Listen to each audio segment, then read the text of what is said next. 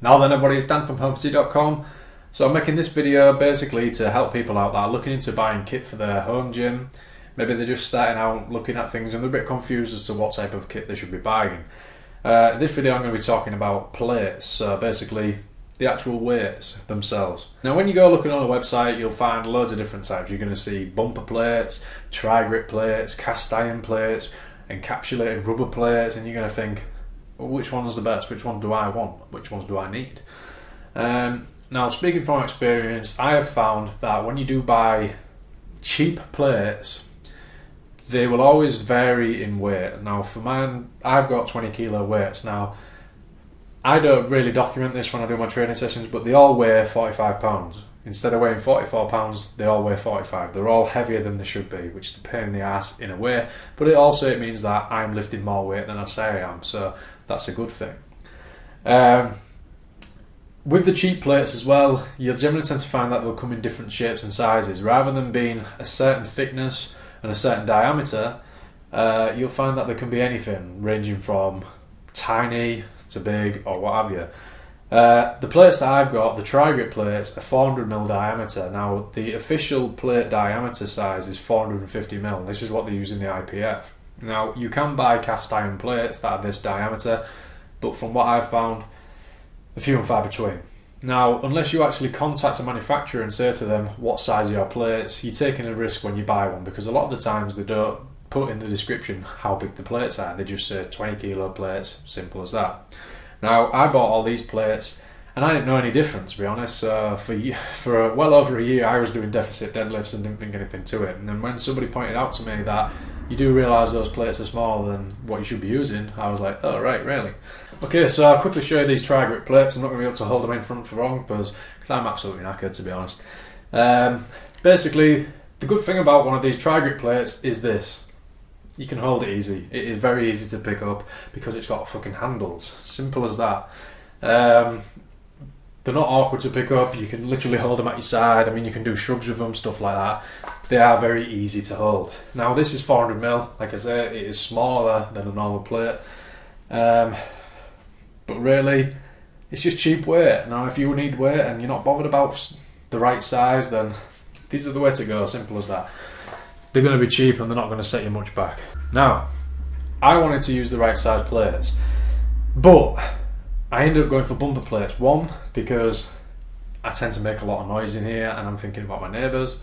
And two, I wanted to have the option that if I did ever want to start doing things like snatches and cleans and jerks, I've got the bumper plates so I can use them, you know, because you don't want to be doing Olympic style lifts with cast iron plates, because once they're overhead, you drop them, you're either going to shag your bar up or your floor, and it's not good.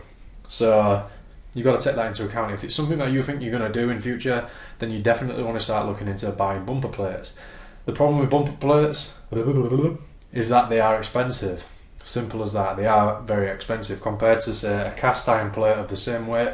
You're going to pay a lot more money for a bumper version. How much you spend on plates is entirely up to you. Like I say, if you want to start buying things like Avanco, Eleiko, shit like that, you are going to pay a fortune, because you're paying not just for the name, obviously, but you're paying for the accuracy of the weight. If they say it's 20k, it's 20k. Simple as that. None of this extra weight. Their tolerance is very fine, and that's what you're paying for.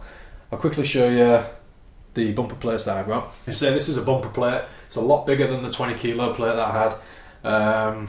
They're also a lot wider, so when you do get these, they take up a lot of space on your bar, and that's something that you've got to take into account. They're awkward to pick up, to be honest, especially with my gym. It's really tight space, so I end up having to grab them like with a pinch and lift them up at the side, and it can be quite awkward. I'll give you a little bit of a comparison in size just to show you what they are actually like side by side, and show you what the actual difference is between a proper size plate and the cheap plates that you can get. So like you can see there is quite a clear difference between the sizes of these two plates, and this does make quite a lot of difference when you're doing things like deadlifts or pendulum rows, things like that.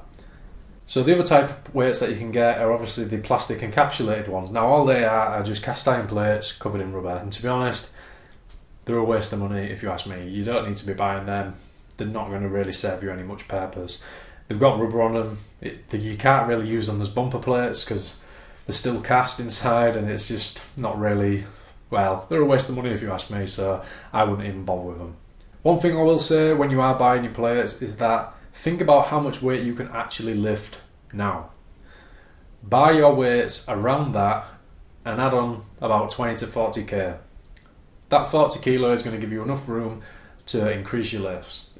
And then once you have, you can add more to it. A lot of people go out and buy a massive set of weights, say 300 kilo weights, spend a lot of money doing that, and they'll probably never even lift that in their life. But it's there, isn't it? But what you've got to take into account is that if you are on a budget, start small and just build up. You can always buy more and more plates. And also, if you look at places like eBay or any type of free trading place, stuff like that, you might find that you can get them second hand. A lot of the time, people tend to keep the value of their plates because weight is weight at the end of the day, so that's what you're going to be looking at. Like, basic thing to look into plates, they're all going to be Olympic plates.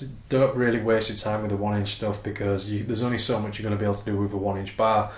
If you're going to be buying anything, it's the 2-inch Olympic stuff. Simple as that. Anyway, please like, share it with your friends, subscribe if you haven't already, and I'll see you in my next video. Cheers now.